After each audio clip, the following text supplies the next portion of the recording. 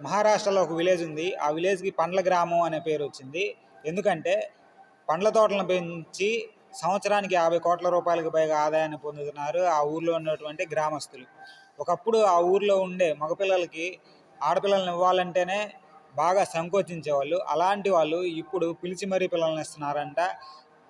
Government జాబులు, software జాబులు కన్నా కూడా అక్కడ పండ్ల తోటలు పెంచే వాళ్ళే ఎక్కువ ఆదాయాన్ని ఆర్జించడం దానికి ఒక ముఖ్య కారణం.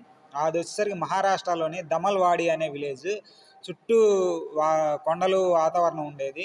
మామూలు పొలాలు వేసి అప్పట్లో నష్టపోయేవాళ్ళు. అయితే ఆ గ్రామ పెద్దలందరూ ఏం చేశారు, సైంటిస్టులని, ఉన్నతాధికారులను కలిసి నేలను పరీక్షించారు. పరీక్షిస్తే ఇక్కడ పండ్ల తోటలు బాగా అనువైనవిగా ఉన్నాయి అని చెప్పారంట.